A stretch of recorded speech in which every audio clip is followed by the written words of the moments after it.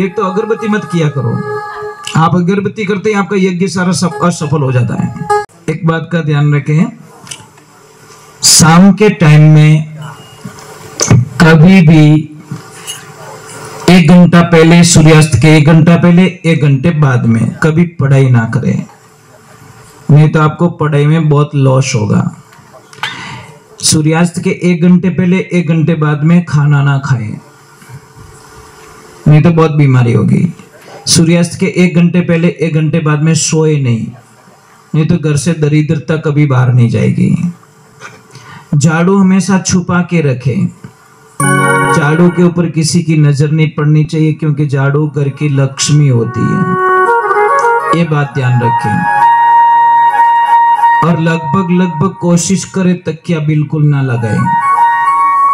जब आप तकिया नहीं लगाओगे तो आपकी हजारों समस्याएं खत्म होगी। अगर तकिया लगा रहे हो तो फिर तकिया लगाने का तरीका सही आना चाहिए। समझ में आ रहा है? तकिया कैसे लगाते हैं हम लोग? यहाँ लगाते हैं, यहाँ नहीं लगाना। ये तकिया यहाँ होता है, गर्दन और कंधों के बीच में जो गैप होता नहीं, तकिया वहां लगना चाहिए। पर हम लोग क्या करते हैं, यहाँ तकिया लगाते ऊपर की साइड में, तो ये बहुत दिक्कत होती है।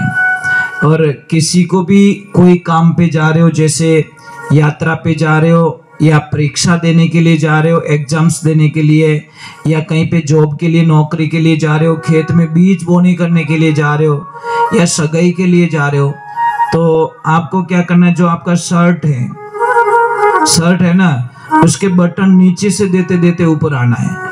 अगर आपने ऊपर से देते देते नीचे चले गए तो आपका काम आगे 100% बिगड़ जाएगा, इसमें कोई शंका नहीं है। बोलो, इतनी मतलब चीजें होती है, हमको पता है। बटन हमेशा नीचे से देते देते ऊपर जाए, ऊपर वाला बटन लास्ट में देवे। समझ में आ रहा कि नहीं आ रहा? और आप कोई भी काम पे जा रहे हो, कोई भी यात्रा पे, सगाई के लिए, पढ़ाई के लिए, एग्जाम्स के लिए, और कोई अगर विधवा स्त्री सामने मिल जाए तो समझ लेना आपका भाग्य उदय हो चुका है।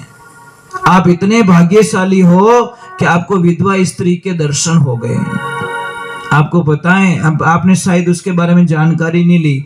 आप सारे लोग क्या अपशुगन मानते हो कि विधवा स्त्री का मुंह देखने पर हमारा अपशुगन होता? अपशुगन नहीं होता साहब, वो कितनी नसीब वाली होती है, कई जन्मों के दुख एक ही बार में भगवान ने काट लिया। समझ में आ रहा है कि नहीं आ रहा है? पर हमको ये बातें समझ में नहीं आती। जिसको बच्चे नहीं है, अगर वो जोड़ा भी सामने मिल जाए तो कभी अपशुगन मत मानना, नहीं तो तुम्हारे वंश में किसी न किसी को बच्चे नहीं होंगे, ये गारंटी महाराज। जिसको बच्चे नहीं है, अगर वो जोड़ा सामने मिल जाए, अगर उसको अपशुगन मान के आप वापस रिटर्न हो गए, तो आप ही के पीढ़ी में भगवान आपको किसी न किसी को बिना बच्चों के रखेगा, इसमें कोई शंका नहीं है। जैसी करनी वैसी भरनी। और किसी को अगर बच्चे नहीं हो रहे तो मैं बहुत इजी इलाज बताता हूं आपको। नारियल आता है, नारियल श्रीफल, उसको आप तोड़िए, आपको एक बीज मिलेगा उसमें से। नारियल तोड़ता है ना, एक बीज मिलता है, वो बीज उस स्त्री को देना चालू करे जिसको मतलब बच्चे नहीं हो रहे। देखिए, भगवान की कृपा हुई, ईश्वर की मेहरबानी हुई, तो उसके घर में बहुत जल्दी खुशियां आएगी। परंतु ये सारी विश्वास की बातें हैं साहब। अगर विश्वास नहीं है तो मत करना। बोलो पूरा नारियल खा जावे तो की को नहीं रहे। ये सब श्रद्धा होती है, एक विश्वास होता है। भाई हमारे मंदिर में क्या होती है, पत्थर ही तो होता है, पर हम उसको भगवान मानते तो भगवान होते हैं। अगर कोई कहे यार भाटो दिखे रही हो, तो भगवान के भाटो इस देख, इसके आगे कुछ भी नहीं दिखेगा। कोई बोलता नहीं मुझे भगवान दिख रहे, तो भगवान दिखेंगे। तो ये बात है आपका विश्वास। और सबसे बड़ा भगवान को बुलाने का एक ही तरीका है, घर में शांति। एक दूसरे पति और पत्नी का मतलब क्या होता है, पति पूरा पत्नी पे विश्वास करे और पत्नी पूरा पति पे विश्वास करे। एक जोड़े का मतलब ये होता है, समझ में आ रही? दोनों की मति एक होने चाहिए। एक पूजे हनुमान जी ने, दूजोड़ू पूजे इला जी ने, तो उन घर में शांति कोई शांत ही नहीं रहे, कितना भी कुछ करा लो। और दूसरे नंबर मैंने कई लोगों को देखा है एसी लगाते, एसी में ठंडक होती है, एकदम कूल होता है ना, चिल्ड एकदम। देखना एसी मुंह बाहर निकल गालियां बोल दे, बोलो भाई एसी कहीं काम रही मैंने खाली शरीर ठंडो रही, खोपड़ी ठंडी रही को नहीं। समझ में आ रहा है कि नहीं आ भाई? एसी से दिमाग भी तो ठंडा होना चाहिए ना, पर मातो तो ठंडो रियो ही को नहीं, खाली बॉडी ठंडी हो गई उसकी, और बाहर निकलते ही बम फोड़ दिया। एसी क्यों लगाई भाई? एसी का मीनिंग होता है तेरा दिमाग भी ठंडा होना चाहिए, ये ध्यान रखें। ये फालतू बिल मत देना, जो कोई एसी वाला गाने बोले बिना कनेक्शन काट दो, फालतू को बिल आ रही हो और ठंडो तो वही कौन दिमाग हो, क्या मतलब महाराज उसके। तो ये चीज है ना, सोचने की बातें होती है हमारे भाई। खाना खा रहे पेट नहीं भरा, वो खाना क्या काम खा, ये चीज है। कई लोग बोलते महाराज, एक तरफ आप बोलते हो कण कण में भगवान है, तो फिर हम मंदिर क्यों जाते हैं? ये प्रश्न बहुत ही गहरा है। तो फिर हम मंदिर क्यों जाते हैं? मैं आपको एक चीज बोल दूं ना, हवा पूरे ब्रह्मांड में, फिर भी हम पंखे क्यों लगाते हैं? पंखों बट लगा नट हूणो, समझ में आ रहा है कि नहीं आ रहा है?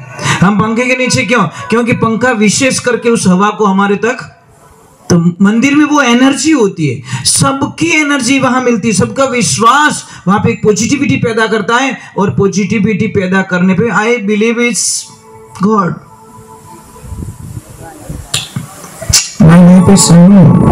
मैं जीने के लिए गाता हूं, गाने के लिए जीता हूं। एक समझ लीजिए, ये छोटी सी बात है हमारी जिंदगी की।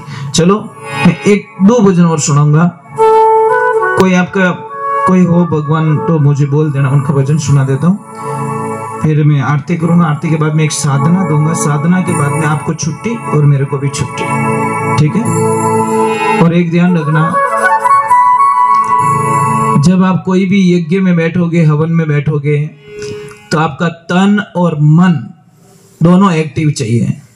ब्राह्मण देवता के स्वाहा, वो यजमान बागुज भड़प आहा, तो यज्ञ कराने वाला भी जाएगा काम से, और यज्ञ में बैठा है वो भी जाएगा काम से, कुछ भी फायदा मिलने वाला नहीं। तन और मन दोनों स्वस्थ होना चाहिए, एक्टिव एकदम।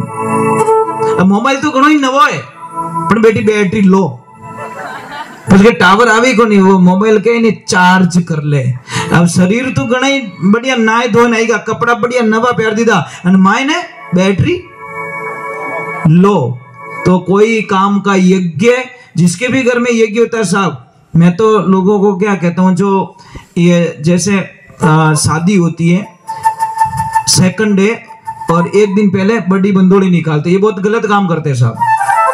बंदोली एक दिन गैप में अगले दिन निकालो, एक दिन का गैप दीजिए, ताकि सारे सुबह में उठ के एक्टिव होके बारात में जाए। फिर बारातिया नाल नो पड़े, एक नीमड़ा नीचे पड़ियो, एक वटी पड़ियो, आकी रात बैठो डीजे माते धूड़ो उड़ायो। समझ में आ रही? बींद खुद ही नींद लेवे फेरा में, इन्हें पढ़ाए दी तो बढ़िया पसे ठा पड़ेगा पड़ेगा, क्यों बापड़न आकी रात जगह हो नहीं। तो नियम ये कहता है कि बंदोली का जो सिस्टम होता है, एक दिन पहले निकाल दो, एक दिन का गैप दे दो, उस दिन कोई नहीं होना चाहिए, नाच गान बिल्कुल नहीं, नॉर्मल होना चाहिए, टाइम पे सो जाओ, सुबह में बढ़िया बारात में जाओ एक्टिव होके। समझ में आ रहा है नहीं आ रहा है? क्योंकि यज्ञ करते हुए उबासी आना भी वर्जित मानी गई साहब। अगर आपको यज्ञ करते हुए उबासी आ गई तो भी वर्जित है यज्ञ में। पर ये चीज कौन समझाए महाराज? सत्यगुरुदेव की। एक तो अगरबत्ती मत किया करो, आप अगरबत्ती करते हैं आपका यज्ञ सारा असफल हो जाता है। धूप बत्ती करो, क्योंकि अगरबत्ती में बांस आता है, और बांस जलाना हमारे शास्त्रों के विरुद्ध होता है, बिल्कुल एलाउ नहीं होता साहब। फिर भी हम पहले काम करो, अगरबत्ती लगाओ, वहीं से हमारा यज्ञ असफल में चला जाता है। आप धूप बत्ती कीजिए, गूगल धूप कीजिए, और कुछ भी धूप नहीं मिले तो आप गाय का गोबर लीजिए, उसमें थोड़ी मिर्ची मिला दीजिए, थोड़ा गाय का घी मिला दीजिए, थोड़ा ये खोपरे का जो पाउडर आता है वो मिला दीजिए, ऐसे करके उसका धूप बना के धूप चढ़ा दीजिए, ये हो गया धूप बढ़िया। ये ध्यान रखें, किसी को कितना भी श्वास चढ़ता हो, कितो भी श्वास चढ़े, शाम के टाइम में ये भूंगड़े आते हैं ना खाने वाले चने येलो कलर के, और शाम को सोते वक्त उसको 50 ग्राम खिला दो, पानी मत पिलाओ, श्वास नहीं चढ़ेगा। पर पानी पिलाओगे तो काम गड़बड़े साहब। जिसको भी श्वास चढ़ता है आप शाम के टाइम में वो भूंगड़े खा ले 50 ग्राम और पानी मत पीजिए, तो आपको श्वास की बीमारी नहीं होगी। किसके कितने भी घुटनों में दर्द, मैंने कई बार बताया इलाज कर, चूना लीजिए इतना सा और हमेशा लेना स्टार्ट कीजिए। सुबह सुबह में खाना खाने के बाद में 1 गिलास पानी में इतना सा चूना डालिए, देखिए फिर आनंद। बोले सत्य गुरुदेव की, बोले कृष्ण कन्हैया लाल की। आपकी नाभि है, आपने कहीं के पैसुटी कहो, कहीं कहो, जो भी कहते हो, अगर ऊपर आ गई तो गैस्ट्रिक बनेगा, लेफ्ट में गई तो आपको कब्जी होगी, और नीचे खिसक गई तो आपको लूज मोशन हो जाएगा। ये 3 काम है उसके। राइट में कभी नाभि जाती नहीं है, समझ में आ गई नहीं आ रही? नाभि में कभी राइट में कभी नहीं जाती, वो जाए तो लेफ्ट में ही जाएगी, ये ध्यान रखें। बोले सत्य गुरुदेव की।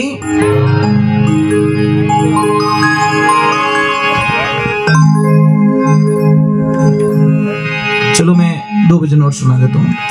कोई महादेव जी का वगैरह वगैरह कुछ हो तो बोल देना मुझे, कोई भी यूं की कर, आप ही तो बोल दो कोई एक आध भजन के पे आ मारे महादेव जी का।